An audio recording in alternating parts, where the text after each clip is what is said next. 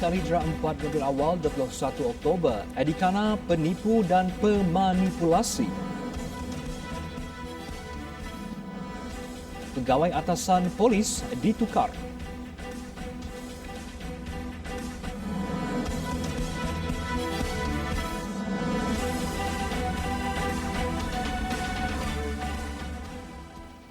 Bismillahirrahmanirrahim. Assalamualaikum warahmatullahi wabarakatuh. Berita Al-Hijrah malam ini bersama saya Adi Akmal Syahrum. Polis mendedahkan sindiket yang didalangi Eddie Kana serta Goh Leong Yong atau Alvin terlibat dalam kes penipuan Macau Scam, judi online dan penipuan pelaburan pertukaran mata wang asing Forex. Pengarah Jabatan Siasatan Jenayah JSJ Bukit Aman, Datuk Huzair Muhammad berkata, siasatan awal mendapati sindiket pusat panggilan judi online antarabangsa yang melibatkan Eddie Kana itu menjalankan kegiatan mempromosi selain memperdaya mangsa pelaburan Forex. Mereka didapati bertindak sebagai koordinator untuk menyewa premis dan menyediakan logistik kepada sindiket dari negara China. Sindiket berkenaan menyasarkan rakyat China. Semakan rekod mendapati, Adikana juga mempunyai rekod jenayah sebelum ini bersabit Akta Ordinan Darurat 1999 kerana terbabit dalam jenayah samun. So hasil siasatan awal setakat ini, baru beberapa hari yang kita laksanakan siasatan, kita telah mendapati sindiket yang dikatakan melibatkan Adikana adalah sindiket calling center antarabangsa yang menjalankan aktiviti mempromosikan perjudian secara online dan memperdaya mangsa untuk membuat pelaburan di dalam pertukaran wang asing Forex. Okay? Tangkapan terhadap Eddie Kana dan seorang lagi individu yang masih bebas mendapati mereka ini berperanan sebagai koordinator dan ejen untuk menyediakan kemudahan menyewa premis, menyediakan peralatan komunikasi termasuklah kemudahan internet dan lain-lain kemudahan logistik kepada sindiket dari negeri China. Datuk Huzair berkata dengan penahanan Eddie ini, JSJ telah melancarkan 12 serbuan di sekitar Lembah Kelang sejak Sabtu lalu, membabitkan premis pusat panggilan dan berjaya menahan seramai 138 individu termasuk 95 warga Cina membabitkan beberapa sindiket. Berkenaan tangkapan 3 lelaki termasuk Eddie, Datuk Huzair berkata ketiga-tiga mereka kini ditahan reman 21 hari di bawah Seksyen 4-1-A Akta Pencegahan Jenayah POKA 1999 dan akan dipohon lanjutan reman selama 38 hari lagi di bawah Seksyen 4-1-A POKA 1959. Sementara itu, Ketua Polis Negara Tan Sri Abdul Hamid Badur berkata pegawai atasan polis yang sedang memegang jawatan penting akan ditukarkan sementara menunggu siasatan penuh dijalankan berhubung kes sindiket penipuan dan penggubahan wang haram besar-besaran. Penggiliran jawatan terutama di jabatan tertentu itu penting bagi memastikan tiada penyelewengan berlaku di kalangan pegawai polis atasan. Saya sedang berbincang dengan pengarah saya untuk mengambil tindakan awal. Mungkin mereka akan segera ditukarkan keluar daripada jawatan-jawatan sensitif tersebut. Sementara menunggu laporan penuh sama ada pendakwaan boleh dilakukan ke atas mereka yang terlibat. Jelasnya penggiliran jawatan dibuat bagi mengelak seseorang menjawat jawatan lebih lama daripada tempoh yang diperlukan, lebih-lebih lagi di jabatan sensitif seperti jenayah komersial dan dadah. Tegasnya kes berprofil tinggi tersebut akan disiasat sehingga ke akar umbi dan pihaknya akan memastikan tidak berlaku cubaan melindungi suspek yang terlibat. Buat masa ini, pihaknya masih menunggu laporan penuh hasil soal siasat individu tersebut sebelum membuat sebarang keputusan. Tan Sri Abdul Hamid berkata demikian dalam temu bual secara eksklusif di TV Al-Hijrah Ibu Negara hari ini. Manakala itu, Alvin dikesan menjadikan pusat beli belah Plaza Lowyat di Bukit Bintang sebagai markas untuk aktiviti haram mereka. Dia merupakan vendor keselamatan di pusat beli belah itu sekaligus memiliki rangkaian peralatan telekomunikasi dan teknologi. Ia sekaligus membolehkan suspek mempunyai barangan yang diperlukan untuk kegunaan sindiket antarabangsa dengan menjadikan Malaysia sebagai pusat panggilan atau calling center Macau scam, judi dalam talian dan penipuan pelaburan mata wang asing forex. Datuk Huzair berkata dengan kelebihan dimiliki Alvin, ia memudahkan suspek mendapatkan barang yang diperlukan sindiket antarabangsa. Alvin mempercayai beberapa syarikat yang mendaftar di Plaza Loyat tu dan menjalankan perniagaan peralatan komputer dan telekomunikasi. Selain daripada itu, Alvin juga dikenal pasti merupakan antara rakan kongsi dengan sebuah pusat hiburan di KL. Okey. Dan semalam pihak KL telah membuat seruan di pejabatnya di salah satu pejabatnya di Plaza Loyat. Datuk Huzair berkata polis turut memantau rapi dan melakukan pemeriksaan di pusat beli belah berkenaan yang dipercayai mempunyai kaitan dengan Alvin. Pada masa ini, usaha memburu Alvin Goh sedang giat dijalankan selepas melarikan diri semasa dibebaskan dengan jaminan SPRM. Polis sudah memulakan siasatan berhubung kes penyebaran fitnah terhadap Speaker Dewan Undangan Negeri Dun Melaka, Datuk Seri Abdul Rauf Yusof mengatakan beliau merogol seorang wanita. Datuk Huzair berkata pihaknya telah buka kertas siasatan kes mengikut Seksyen 500 Karun Keseksaan iaitu fitnah dan Seksyen 233 Akta Komunikasi dan Multimedia 1998. Okey, Datuk Rauf Melaka, kita telah buka siasatan, kita telah buka kertas siasatan di bawah Seksyen 500 dan 233 dalam tindakan kita, dan kita telah merakam beberapa statement daripada saksi-saksi dan orang yang didakwa juga. Sebab itu kita buka Seksyen 500 atas fitnah. Okay. Kita akan buat rampasan CCTV dan sebagainya lah. Telah buat rampasan CCTV di lokasi yang dikatakan berlakunya. Pihaknya sedang mengesan alamat protokol internet pemilik laman Facebook yang membuat hantaran berbau fitnah terhadap Datuk Seri Abdul Rauf dengan bantuan Suruhanjaya Komunikasi dan Multimedia Malaysia SKMM. Kemarin seorang wanita tampil membuat laporan di Balai Polis Air Keruh selepas tersebar fitnah kononnya beliau dirogol Abdul Rauf. 340 bubu naga yang dianggarkan bernilai lebih RM51,000 yang dirampas Jabatan Perikanan Kelantan sepanjang tempoh Januari hingga Oktober tahun ini.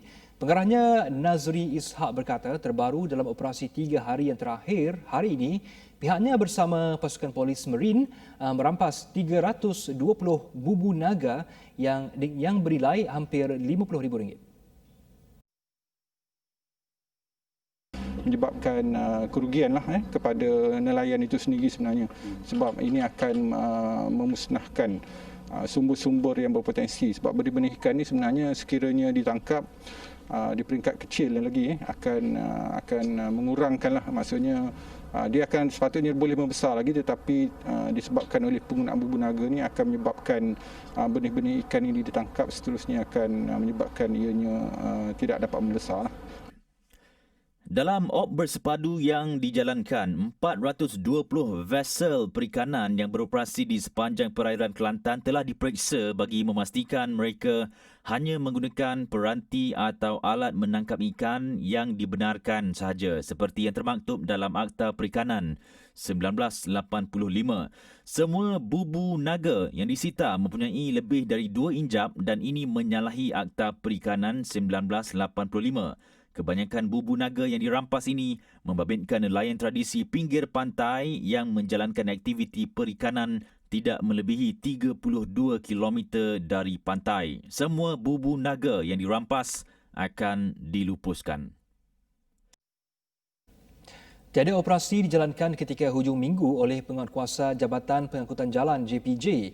Itu antara alasan yang digunakan pengusaha dan pemandu lori di Johor untuk membawa lebih muatan berat sehingga membahayakan nyawa pengguna jalan raya. Ketua Polis Johor, Datuk Ayub Khan Maidin Pichai berkata pengusaha dan pemandu lori ini juga mengejar trip selain bersikap tamak dengan mencari untung lebih sekiranya dapat membawa muatan lebih banyak. Hari pun banyak, kalau kawasan yang ladang kelapa sawit pun banyak. Macam hari Sabtu itu saya pergi ke Kahang, yang pergi kita punya kes yang jumpa mayat tu. So waktu saya balik tu tengok lori. Kata kami lah, bawa kelapa sawit berbahaya. So saya minta OCPD tahan. Dan apabila OCPD tahan, apa alasannya? Dia kata sebab hari Sabtu JPJ tak buat operasi. Itu alasan dibagian. Mudah alasannya. Beliau berkata demikian pada sidang media selepas operasi perdagangan Jabatan Siasatan Penguatkuasaan Trafik JSPT Johor di stesen timbang JPJ Ulu Tiram Johor. Jelas Datuk Ayub Khan, antara muatan yang kerap dibawa lebih adalah kelapa sawit, batu dan pasir. Sejak Jun sehingga hari ini, 118 buah lori disita hasil 206 ops perdagangan yang dijalankan JSPT seluruh Johor. Daripada 261 lori yang ditimbang, 90% iaitu 239 lori melakukan kesalahan lebih muatan. Katanya dalam tempoh itu juga 3,512 saman dikeluarkan. Antara kesalahan yang dilakukan membawa muatan secara berbahaya menggunakan tayar celup, tayar tiruan dan tayar botak serta tidak membuat penyelenggaraan berkala di Puspakom. Warung rider di Perak.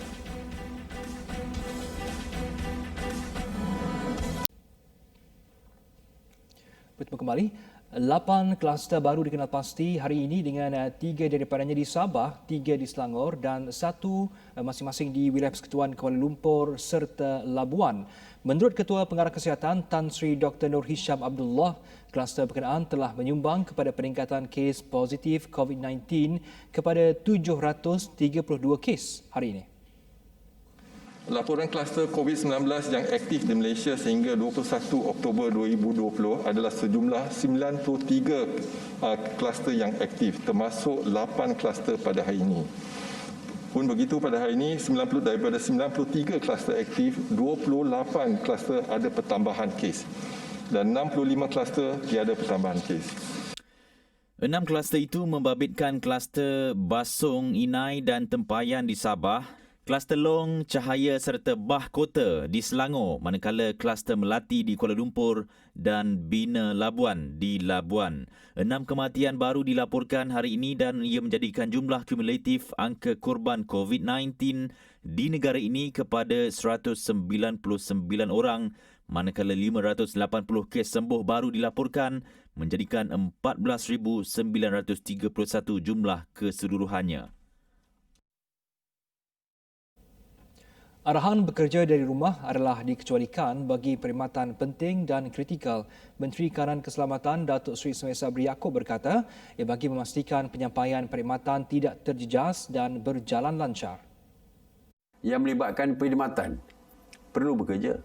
Yang melibatkan keselamatan seperti Polis Diraja Malaysia yang mengawal secara harian, tentera, Angkatan Tentera Malaysia. Tak bolehlah semua duduk di rumah untuk bekerja pada rumah. Tentu saja yang diperlukan berada di lapangan akan terus bekerja seperti biasa. Tambah beliau, sektor tidak rasmi juga dibenarkan bekerja seperti biasa seperti peruncitan, makanan dan perladangan, namun perlu mengikut SOP COVID-19. Beliau dalam pada itu turut memaklumkan arahan bekerja dari rumah bagi mereka yang dibenarkan itu akan tamat apabila tempoh PKP bersyarat yang dilaksanakan di Selangor, wilayah Persekutuan, Labuan, Putrajaya dan Sabah berakhir. Pejabat Peguam Negara memutuskan tiada tindakan akan diambil terhadap Menteri Perusahaan, Perdagangan dan Komoditi, Datuk Dr. Muhammad Khairuddin Aman Razali atas kesalahan melanggar kuarantin wajib COVID-19. Pengarah Jabatan Siasatan Jenayah Bukit Aman, Datuk Huzir Muhammad berkata, Pejabat Peguam Negara memutuskan untuk tiada tindakan lanjut NFA selepas kertas siasatan dihantar oleh polis. Kes di NFA dari sudut keterangan didapati YB Menteri telah tidak diserahkan dengan borang 14B di bawah Seksyen 15.1 Akta 342. Okay? So bagi tujuan menjalani perintah kuarantin. So berdasarkan keterangan tersebut, maka Jabatan Peguam Negara memutuskan untuk tidak mengemukakan sebarang pertuduhan terhadap YB Menteri. Sebelum ini, polis membuka kertas siasatan terhadap menteri itu selepas gagal mematuhi kuarantin wajib di rumah setelah pulang dari Turki pada 7 Julai lalu. Kementerian Kesihatan mengenakan kompaun RM1,000 terhadap Datuk Dr. Muhammad Khairuddin pada 7 Ogos lalu.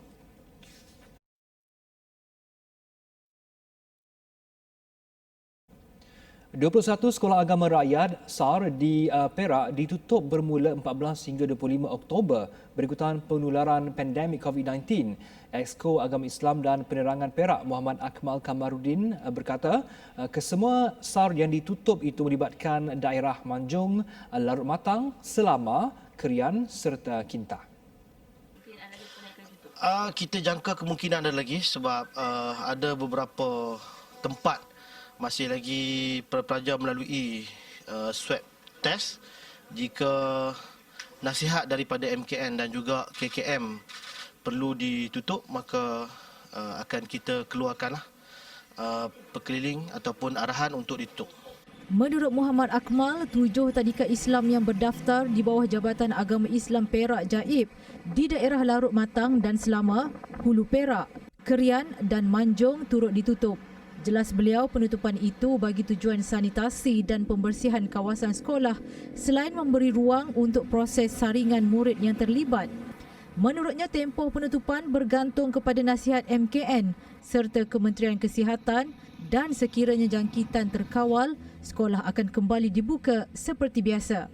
Dalam pada itu, ujar Muhammad Akmal, Jaib memperuntukkan RM2.2 juta kepada semua sekolah agama yang berdaftar di bawahnya untuk digunakan bagi tujuan pembersihan. Menurutnya, setiap sekolah telah menerima RM2,500 bagi menjalankan pembersihan dan disinfeksi. Ujar beliau, sebahagian sekolah yang ditutup sudah selesai menjalankan aktiviti pembersihan, manakala sebahagian lagi masih dalam proses tersebut. Bagi memulihkan kembali ekonomi peniaga dan penjajah kecil yang terjejas akibat COVID-19, Perak menjadi negeri pertama dipilih untuk melancarkan perkhidmatan penghantaran atas talian Warung Rider. Exco Belia dan Komunikasi dan Multimedia Negeri Khairul Syahril Muhammad berkata inisiatif itu dijangka menjana peluang pekerjaan terutamanya kepada golongan asnaf penganggur dan B40. Fasa pertama, yang mana kita akan melibatkan 480 rider yang memenuhi syarat kirakan. Mereka ini akan memohon untuk menjadi rider kita yang akan diuruskan oleh pihak Digital Perak mewakili Kerajaan Perak dengan kerjasama semua. Beliau berkata demikian ketika ditemui pada Majlis Pra-Pelancaran Warung Rider di Ipoh. Menurut Khairul Syahril, perkhidmatan Warung Rider yang dijangka beroperasi dalam tempoh 2 bulan lagi akan mewujudkan 1,200 peluang pekerjaan baru. Katanya Warung Rider menawarkan pelbagai khidmat penghantaran seperti makanan, dokumen dan bungkusan, ubat-ubatan, barangan dapur serta khidmat belian barangan pembeli pribadi. Perkhidmatan warung berbeza dengan perkhidmatan penghantaran yang lain kerana mengenakan caj penghantaran yang jauh lebih murah, iaitu hanya RM2 bagi 2 kilometer pertama dan 60 sen bagi kilometer seterusnya. Menurutnya, berbeza dengan perkhidmatan penghantaran sedia ada yang menyasarkan kawasan bandar, Warung Rider akan diperluaskan perkhidmatannya dengan menempatkan 20 penghantar bagi setiap kawasan parlimen di Perak. Sementara itu, Ketua Pegawai Eksekutif Warung Rider Muhammad Nazri Kamarul Zaman berkata Warung Rider diwujudkan untuk membantu memudahkan urusan penghantaran produk yang dikeluarkan usahawan kecil dan sederhana. Katanya selain tidak mengenakan caj pemasaran di platform, antara kelebihan Warung Rider adalah meningkatkan tempoh masa transaksi pembayaran selama 2 hari kepada peniaga. Sesiapa sahaja yang berhasrat nak menggunakan Warung Rider boleh download aplikasi tanpa dikenakan sebarang caj untuk platform. 3.8 tan makanan keperluan harian dihantar ke Pulau Redang sebagai langkah berjaga-jaga menghadapi banjir. Menurut Exco Kebajikan, Pembangunan Wanita, Keluarga dan Perpaduan Nasional Negeri, Hanafiah Ahmad, itu adalah antara persiapan bah di salah satu pulau peranginan terkemuka Terengganu. Ujarnya bekalan yang dihantar oleh Jabatan Kebajikan Masyarakat JKM ke pangkalan hadapan di pulau itu mampu menampung keperluan penduduk sepanjang musim tengkujuh yang bakal melanda bermula bulan depan hingga Mac 2021. Di peringkat Jawatankuasa Bencana Negeri, kita sudah pun bermesyuarat dan telah mengambil satu keputusan bahawa semua makanan kita di pangkalan hadapan akan sentiasa berada dalam keadaan yang mencukupi untuk seluruh rakyat negeri Terengganu, insya-Allah. Baik, tak perlu bimbang. Tak perlu bimbang. Kerajaan akan memastikan rakyat akan terjamin bila berlaku sesuatu bencana. Beliau ditemui di jeti Agensi Penguatkuasaan Maritim Malaysia APMM Pulau Kambing, Kuala Terengganu. Antara yang dihantar ialah beras, sardin, gula, minyak masak, garam halus, teh, susu pekat, biskut dan susu tepung. Sekiranya bekalan makanan terputus ketika musim tengkujuh, pihaknya akan menghantar bantuan lain menerusi jalan udara. Terdahulu JKM telah menghantar bekalan makanan ke 125 buah pangkalan hadapan di seluruh Terengganu. Tikus bergembira di hospital.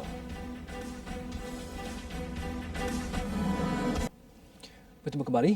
Bayaran serendah RM2,000 itu antara pakej menarik yang ditawarkan kepada peniaga untuk mempromosikan produk mereka di TV Al-Hijrah menerusi pakej iklan Bincang Niaga Ekstra. Menurut Ketua Promosi Digitalnya, Nurfiha Kasa, langkah tersebut bagi membantu usahawan termasuk perusahaan kecil dan sederhana PKS untuk meneruskan perniagaan mereka terutama ketika pandemik COVID-19. Kita nak pastikan usahawan-usahawan kita tak berdaya saing. Maknanya mereka masuk TV, mereka menunjukkan keberadaan, masih lagi berada di pasaran. So, kepercayaan dan keterpercayaan usahawan, penonton dan customer mereka, pelanggan mereka kepada produk-produk mereka masih terus diteruskan. Sehubungan itu, beliau meminta kepada usahawan agar tidak melepaskan peluang berkenaan kerana tawaran tersebut merupakan yang terakhir pada tahun ini. Dalam pada itu, pengasas Al-Fatih Alami, Arif Subri, berkongsi pengalaman pihaknya yang sudah hampir 4 tahun menyertai pakej iklan bersama TV Al-Hijrah. Jadi alhamdulillah pakej itu bagi saya sangat berbaloi lah sebab apa? Dia mampu membantu kita menaikkan jualan. Dan orang mula nampak kelebihan yang ada pada produk dan syarikat kita dan ramai orang pun join kita sebagai rakan niaga dan sampaikan kepada brand anda semua. Saya sangat suggestkan untuk ambil pakej ni sebab dia lebih sangat mampu milik dan dapat bantuan advance daripada TV Al-Hijrah dari segi consultation, nasihat dengan tim yang lebih mantap sekarang ni kan. Tak macam saya dulu. Tapi yang dulu pun dah mantap, sekarang ni lagilah masya-Allah kan. Bagi yang berminat, anda boleh mendaftar di laman web rasmi TV Al-Hijrah atau mengesan QR Code yang tertera sebelum 26 Oktober ini. Perancis menutup sementara sebuah masjid di Paris susulan kejadian seorang guru maut dipenggal selepas menunjukkan kartun didakwa Nabi Muhammad SAW yang bagi membolehkan siasatan terperinci termasuk mengesan pihak yang didakwa membangkitkan kebencian berhubung kejadian berkenaan. Presiden Perancis Emmanuel Macron berjanji menggiatkan usaha perisikan untuk menghalang jaringan keganasan di negara itu. Masjid itu berada di kawasan penduduk yang padat di timur laut pinggir Paris. Susulan pembunuhan kejam terhadap guru sejarah Samuel Paty. Facebook masjid itu menerima kecaman selepas didakwa memuat naik video yang didakwa membangkitkan sentimen agama. Video berkenaan dikatakan dimuat naik sebelum insiden pembunuhan guru berkenaan. Masjid di Pantin yang memuatkan 1,500 jemaah ini ditutup selama 6 bulan bermula malam Rabu. Media sebelum ini melaporkan Paty maut selepas kepalanya dipenggal di luar sekolah dekat Konferans Saint Honorine petang Jumaat lalu. Guru sejarah berkenaan sebelum itu menunjukkan kartun Nabi Muhammad SAW sebagai bahan perbincangan mengenai kebebasan bersuara. Di India, tular visual tikus berkeliaran di wad perubatan di sebuah hospital kerajaan. Puluhan haiwan perosak yang membawa penyakit itu merayap di bahagian kepala dan kaki pesakit. Kehadiran tikus itu menimbulkan tanda tanya tahap kebersihan hospital tersebut serta rawatan yang disediakan. Haiwan tersebut seperti tidak takut dengan kehadiran pesakit yang memenuhi wad. Dikhawatiri ia membawa penyakit lain selain penyakit yang ditanggung pesakit seperti kencing tikus, hantavirus dan penyakit pes. Pihak hospital yang sedar dengan kehadiran makhluk perosak itu memberi jaminan tindakan sewajarnya akan diambil bagi menangani masalah tersebut. Sebelum berpisah, jangan lupa saksikan secara langsung analisis jam 9 malam ini dengan topik cuci duit ekonomi bawah tanah. Sekian untuk malam ini, saya Rekma Syarum. Assalamualaikum warahmatullahi wabarakatuh dan selamat malam.